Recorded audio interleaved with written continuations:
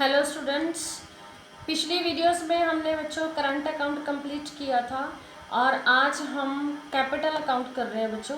Because आपने BOP के 3 account पढ़े हैं, तो इसमें सेकंड जो अकाउंट है that is capital account.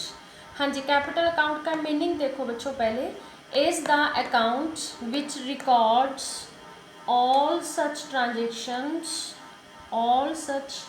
transactions between a country and rest of the world which affect the assets and the liability। हाँ जी, आ कंट्री में आपने इंडिया लिया बच्चों और फॉरेन कंट्रीज मींस इंडिया और फॉरेन कंट्रीज के बीच जो ट्रांजेक्शन्स होते हैं, कौन से ट्रांजेक्शन जिनसे इंडिया की एसेट्स और लायबिलिटी इम्पेक्ट होती है। मींस कैपिटल अकाउंट उन ट्रांजेक्शन्स का रिकॉर्ड रखता है जो इंडिया और फॉरेन कंट्री के बीच में होते हैं और उन ट्रांजेक्शन से इंडिया की एसेट्स एंड लायबिलिटीज पे इफेक्ट पड़ता है। So that capital account is the account which records all such transactions between a country and rest of the world which affect the assets and the liabilities। हाँ जी, assets कब affect होती हैं बच्चों? जब assets को एक कंट्री दूसरी country से या तो खरीदता है या फिर उसको सेल करता है। और किसी कंट्री की लायबिलिटी कब अफेक्ट होती है? जब एक कंट्री दूसरी कंट्री से या तो बोरो करता है या फिर दूसरे कंट्री को लेंड करता है। मींस या तो लोन लेता है दूसरी कंट्री से या फिर उनको लोन देता है। सो दैट कैपिटल अकाउंट में हम ऐसे ट्रांजेक्शन्स पढ़ेंगे जिनसे किसी कंट्री की एसेट और लायबिलिटी इम्पेक्ट होगी।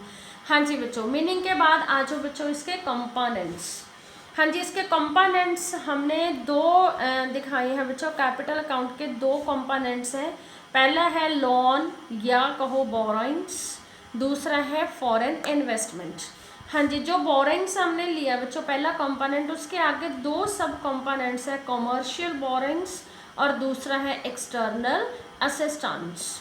ऐसे ही फॉरेन इन्वेस्टमेंट के आगे दो सब कंपोनेंट्स हैं, फॉरेन डायरेक्ट इन्वेस्टमेंट और दूसरा है बच्चों पोर्टफोलियो इन्वेस्टमेंट।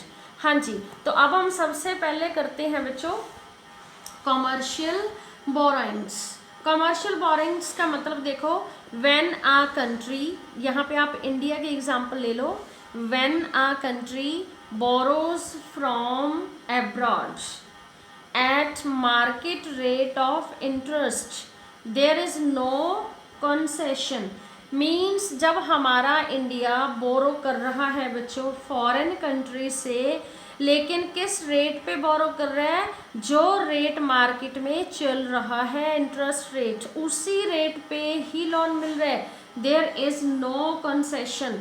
तो जब हमारा इंडिया फॉरेन से लोन लेगा, लेकिन किस रेट पे लेगा? Eight market rate of interest which is prevailing at present. Means current जो चल रहा होगा रेट, कोई वहाँ पे जो है रेट ऑफ इंटरेस्ट में कंसेशन नहीं मिल रही, तो ऐसे बोरोइंग्स को क्या बोला जाएगा बच्चों? Commercial borrowings.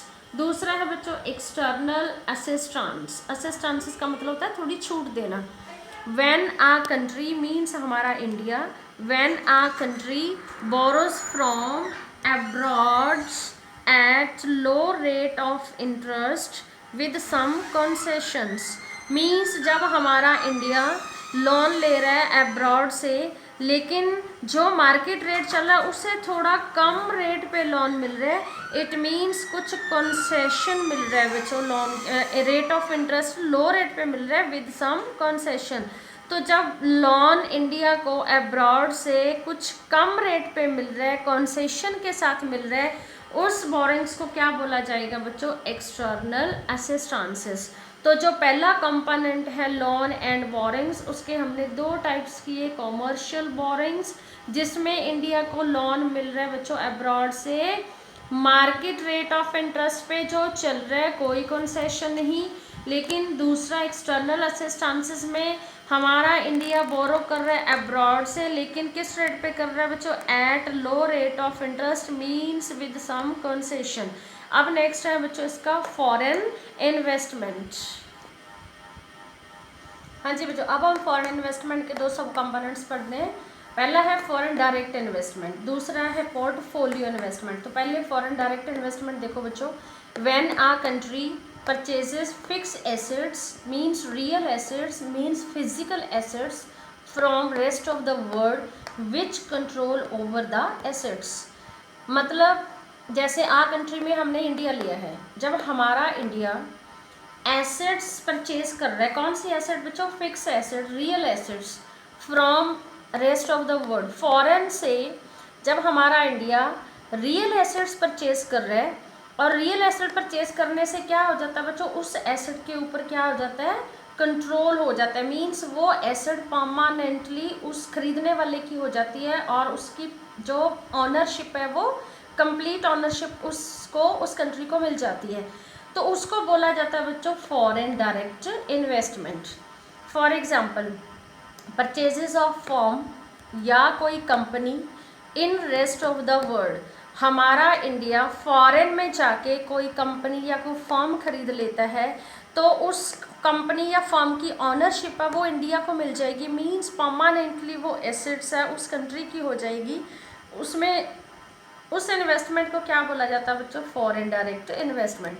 फॉर एग्जाम्पल कोई यूएसए जो है, यूएसए यहाँ पे आके इन्वेस्ट करे, ठीक है, तो उससे क्या होएगा? जैसे वॉलमार्ट स्टोर्स इन इंडिया, बड़े बड़े सिटीज़ में ग्रॉसरी के स्टोर्स हैं बच्चों, तो वो फॉरेन के परचेज किए हुए हैं, तो उनकी ऑनरशिप उनको मिली हुई है उन स्टोर्स की जो उन्होंने इंडिया में आके परचेज किए, like Walmart stores in India, grocery stores. तो ऐसे ही इंडिया भी फॉरेन में जाके एसेट्स, रियल एसेट्स को परचेज कर सकता है, और फॉरेन कंट्रीज़ वाले भी इंडिया में आके किसी भी टाइप के स्टोर्स को यहाँ पे आके खरीद सकते हैं, तो उससे ऑनरशिप उस कंट्री की हो जाती है।